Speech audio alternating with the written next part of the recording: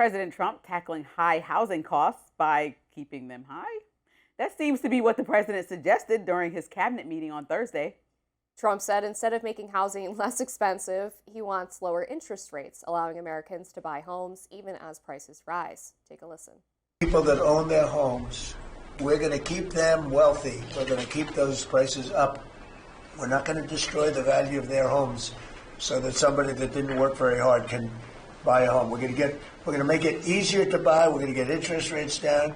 There's so much talk about, we're going to drive housing prices down.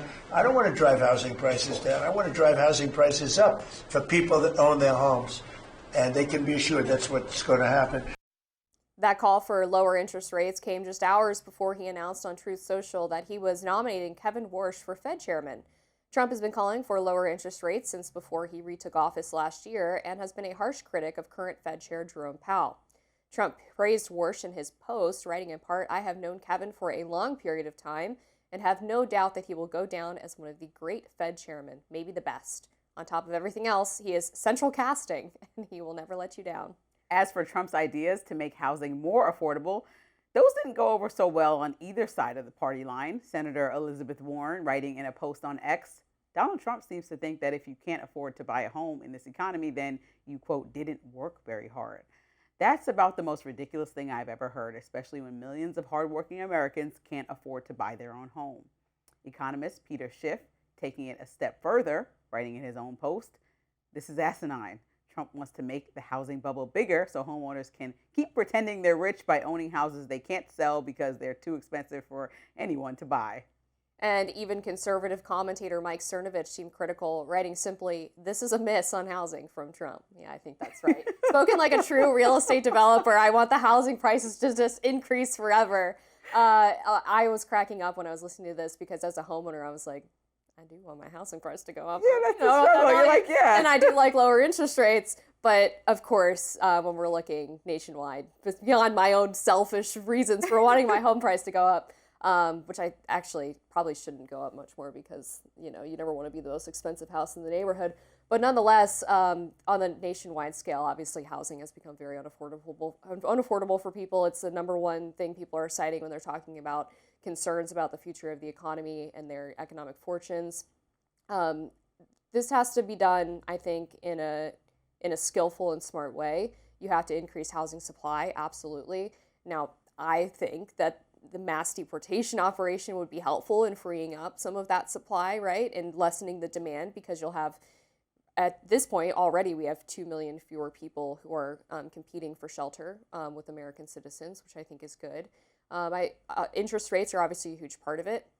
I think reprioritizing FHA loans to first-time homebuyers and young Americans over refugees and immigrants could be useful as well, but it's not going to be a simple fix. I really appreciated Trump's plan too, which has bipartisan support from people like Senator Warren and Senator Bernie Sanders, as well as Josh Hawley on the Republican side, to ban institutional investors from gobbling up single-family homes and jacking up rent on them. So I didn't like these comments.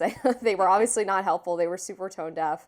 But I think if we look at the policy, there's some good moves happening. Yeah, the average home, according to Redfin in November last year, was about $433,000, which is really high. I mean, when you think about how our parents bought houses, I know the income was way different, but it's almost out of control. And I felt the same way. I'm like, well, yeah, I'd like my price to go high, but I also want somebody to be able to rent it. As somebody in the situation right now, right. I have a home in Denver that I'm not actively living in. I'd like to rent it out. I don't want to sell it right now, but I don't want it to be unaffordable for anybody to buy when I am ready to sell it. And I think his January 20th banning institutional investors from buying property was a good sign. So this is kind of like, I'm not understanding what the policy is. I'm like, wait, you want it to go up? Because I think the people that it really will cause a friction for is those first-time home buyers. Right. They're not going to be able to afford to get into the housing game, which we know is the number one way to accrue wealth in this country. And I think we're going to start to, again, create that disparity between the have and the have-nots. And I think people understand, Jerome Powell understands, that lowering the interest rates when the market doesn't call for it potentially has the risk of causing chaos down the line and, not being the best. So Trump might be in office for the next few years. It might be good, but then it might cause almost like another recession or another area like we're having right now where people are financially uncomfortable. And when you think about the the lowering the interest rates, I think like the demand and then the bidding wars that happen when you lower the interest rate on houses cause it to people to overbid. That was happening to me during the pandemic when I bought my home. Like houses were not worth what people were paying for them, but people who were buying their first home were really excited. I couldn't justify paying $50,000 over what it was being appraised for, right? But people who have more money and more means were able to outbid it. It was like you're creating the situation where the houses are not even worth what they're worth. So when this bubble pops, your house is still worth 200 grand, 300 grand, whatever. It's not worth the amount because now they overpaid for it. It's especially weird in the DC area because there's just always going to be massive demand for housing here. And so we went through a similar situation when we bought our house in 23 in Northern Virginia, where people were not doing inspections. They were doing all cash offers, $100,000 over the asking price. It was wild. Yeah, it was absolutely wild. And, as young people wanting to start a family at some point and trying to get in, it was really just demoralizing. And I will honestly say, I'm so surprised. I thought that we were in close to a recession. So I came out here green-eyed, like, it's going to be I'm going to get the lowest prices when I'm looking.